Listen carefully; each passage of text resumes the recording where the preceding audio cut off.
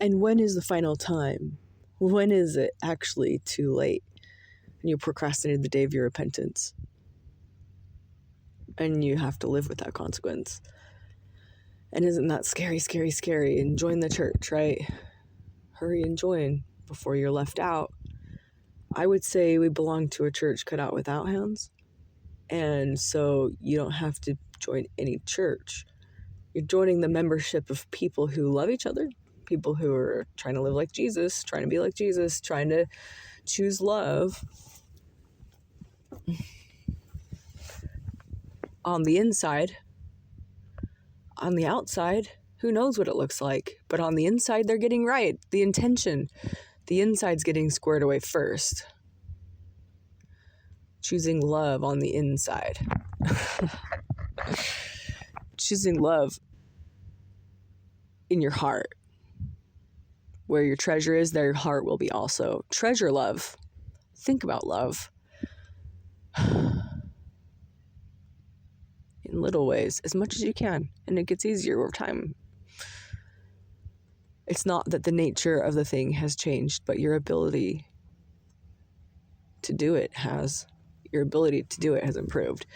It's just easier. Like, think about, I don't know, like I sew. I'm thinking about the first time I changed a bobbin. I thought, oh my gosh, can we just figure out a machine where you don't have to like use a bobbin? Like, isn't there a way we could just, I mean, this is not 1950. Like, we have a lot of technology. Can we just find like a different thing? Like, changing the bobbin is very intimidating. And it's like, I don't know. It messes up. It's all loopy. It's just like very frustrating. It's very, very, very frustrating. Anyway, now my bobbin runs out. It's like change, and it's done. And then just keep sewing. Like, it's just par for the course. It's just part of the thing. It's just part of the day. It's just part of how it goes, you know. And when you sew for a living, threading the needle, doing any of that stuff is just, you just do it. It's like unpicking. Unpicking used to be what intimidated me. That was the final one. Like, threading the machine, it comes unthreaded. You just thread it back again. Moving on. But unpicking, I did everything in my possible power to avoid unpicking, including altering my garments to just incorporate like weird stitches or just not caring, or like I would do a lot to avoid unpicking because I'm someone lazy.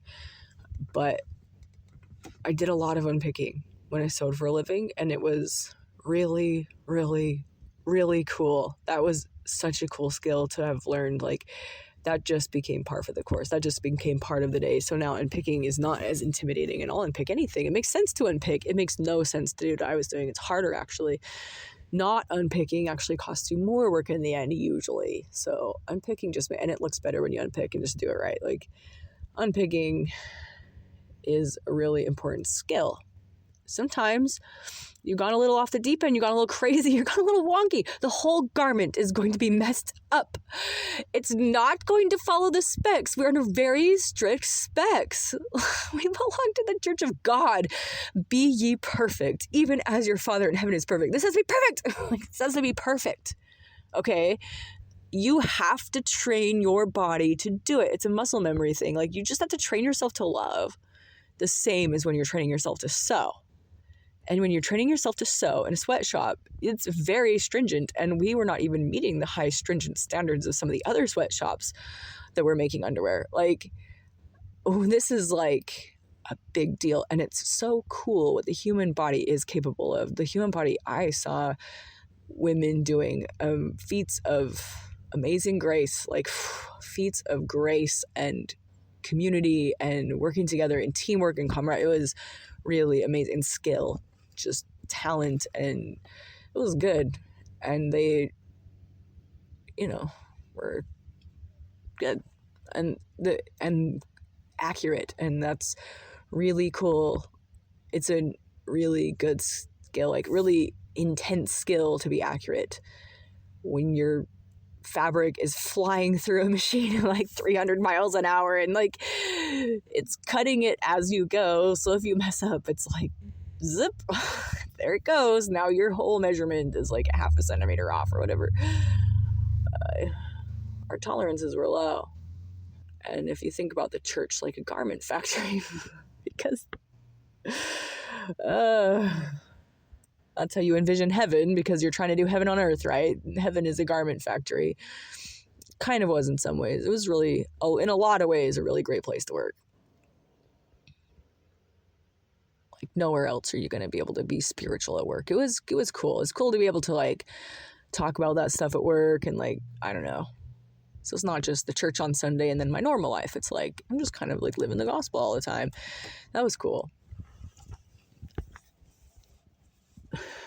But like, some of the hardships those women faced.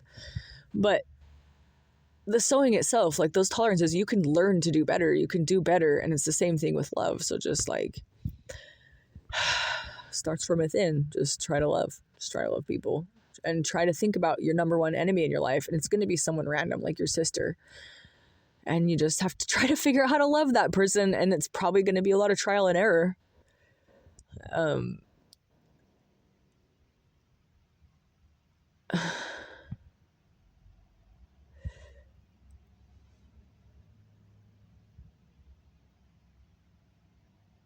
And it's like, well, who are you to preach?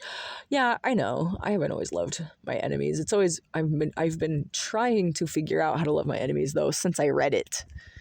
And like early 20s, I was maybe 20 and I read it in jail. All 4 gospels just right in a row, because like it was easy and they're short. They're shorter than I thought. People are like, read 1 verse a day. It's like, or whatever, like 3 or 4 verses a day. I don't know. It's like, why? It's like a story. It's cool when you read them all at the same time. It's just a story. I didn't realize it was the same story over and over and over. That was a surprise to me. I thought they were going to be different stories. And I thought, I don't know what I thought I would expect. I was not expecting that. I knew that there was some life of Jesus stuff, like I knew the Bethlehem story, but I also didn't realize that the Bethlehem story we tell is not the actual story in the Bible. That was a shock. And it's like, why are we bearing false witness there? Like, what is the point of that? Like, does it really make the story that much more special because it was like snowing, or because the wise men came in on the night of the birth? Like, why does that, because it just like all wraps up into one day and then we can just like say this is like the day and like trick people? That was like an early church trick. You know, another early church trick and like early church lie, like, oh, you're just like the prehistoric church. Well, are you? Because some of the stuff the prehistoric church did, like prehistoric church, was there a prehistoric church? Because I feel like there's documented, it was historic, it was historically documented from like Jesus's time. I don't know. Anyway, in the early church, they just took, like, they went in there with their culture and they said, hey, what's this you're doing over here? Oh yeah, that image that you're worshiping, you know, we're not going to call it idol worship because don't even understand what our own thing. We're just going to trick you. We know, well, maybe we know it's idol worship. We know that's bad. So for your own good, because we don't trust you enough with the real information, we're going to just hold all this in our secret language and we're just going to do it all for you, because let us be in charge of you, because free agency doesn't matter. We're just going to withhold information from you so you don't get the whole picture, so you can't actually fully consent and understand what you're consenting to and understand more deeper truths. It's such a big, like, jerk thing to do. They were doing that, and they said, this image that you're worshiping, that, oh my gosh, that's literally like our Satan. Like, listen to this. Like, this is, like, that's Satan. That's what we call Satan. You're worshiping the wrong one, you know. And like, that was kind of a gaslight, because they probably didn't, I don't know if a gaslight, that word's being overused. That was kind of a misstep, because they didn't fully understand what that was, what they were worshiping before they spoke. And they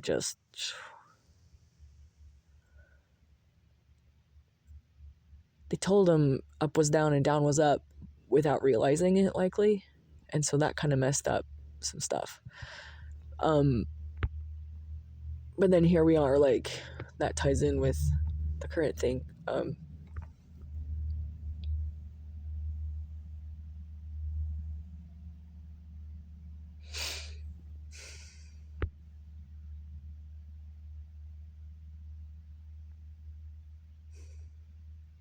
Be therefore perfect.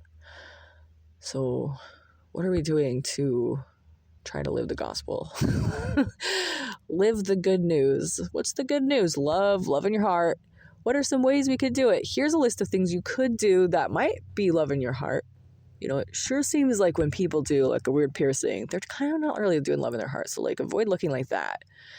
We don't want to look like we're doing the bad thing. I don't know where that comes from though. That could be in the scriptures. Because that could cause people to stumble.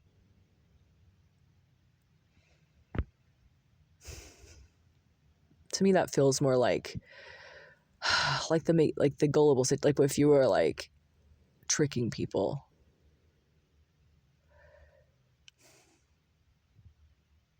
You know, having the appearance of sin, tricking people. Just like your yay be yay, your nay be nay. Just stop tricking people. Just be your normal self. Be normal. Just be average every day. Just love in your heart. Just align your inside with like your words and just like speak. Don't think about what you're gonna say. Just you're in the grocery store and they come to you and you figure out in the moment like love in the heart. What would I say? Love in the heart. I'm trying to love. Hello, thank you. Oh, so sorry for the long wait, sir. Yeah, it's no problem. Instead of like, yo, I'm busy. You're taking forever. What's going on with you? What's wrong with this place? Oh, why is my life so sucky? Love in the heart. Love in the heart, then your yoke is easy and your burden is light. It's the same situation. Just your muscles you've learned how to develop muscles correctly, you know, and in a good direction where it makes your yoke easy and your burden light, because no longer do you have all this stuff in the way of your day and you're so angry. Now it's no problem, and see how now a problem became not a problem by just doing love, and my yoke is easy and my burden is light. Why is that? Because your problems become not problems. And if you don't have any problems, then it's easy and you don't have any problems. Your yoke is easy and your burden is light, and you get to do a lot more work because you're not weighed down by that heavy burden.